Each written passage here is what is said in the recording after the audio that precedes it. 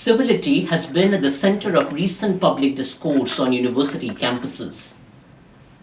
Very recently, with the decision of the University of Illinois Urbana-Champaign to fire Professor Stephen Salaita, we have listened to calls for civility as a way to limit expression and the content of expression.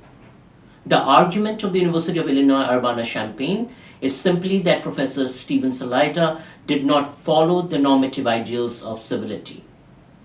The question that I have raised in my earlier blog posts relate to the definition of civility. What really is civility?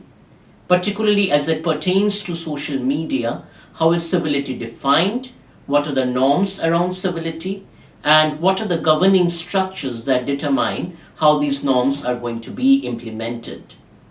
What is troubling in the Illinois case is the absolute lack of transparency on behalf of the university in articulating its normative ideals of civility, or in making sure that the processes that the university followed were made evident. In follow-up releases, what in fact becomes evident is that the call for civility was driven to a large extent by donors who expressed dissatisfaction and threatened to take away their funding from the university. Questions therefore are naturally raised about the economic power structures and economic incentives that utilize civility as a facade in order to suppress particular kinds of expression or particular kinds of oppositional narratives. Within the context of the recent tweets posted by Professor Salaita, it might even be argued that his tweets criticizing the violence perpetrated by the State of Israel in Gaza were the real issue with the Illinois administration and also with the Board of Trustees and potential donors.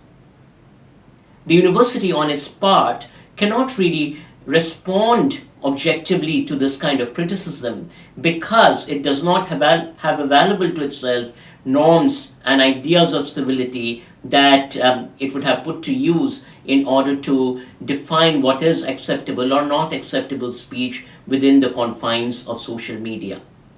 You see, one of the things that the social media demonstrate to us is how difficult it is for us to actually come up with normative ideals of speech within social media.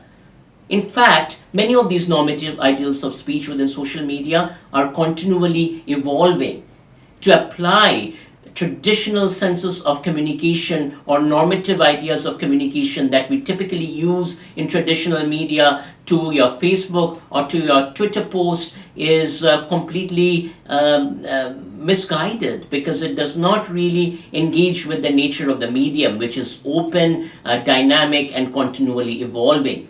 Within that sense, then, the notion of civility within social media, as the notion of civility within the context of traditional media and traditional channels of communication, are likely to emerge much more organically from within the communities through participation of community members in these processes of communication. To impose a particular set of normative ideals as the standards of civility defy the fundamental notion of social media and the ways in which communication happens to take place on the social media. Going back to the Salaita case then, the broader question that needs to be asked is the extent to which arguments about civility are utilized to serve the dominant structures of power. The extent to which arguments of civility are utilized in order to erase or background particular kinds of arguments. The extent to which arguments of civility are utilized in this particular context to actually silence any kind of critique of the State of Israel and its attacks on Gaza. If you look at the tweets of Professor Salaita, one of the things becomes quite apparent that these tweets do not even match the level of violence that we have witnessed in the images that we have seen on social media in what was going on in Gaza.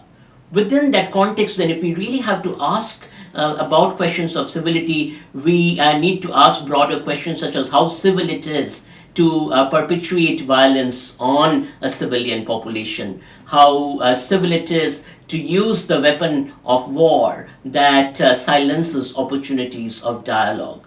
the question of civility within university campuses is an important question, but to really discuss this question seriously, I think universities need to move beyond the circuits of power that traditionally constrain them, leading them to a series of opaque decisions that are not transparent to various stakeholders, but rather to creating open climates for engaging the kind of debate that I hope Professor Salaita wanted us to engage in with his tweets.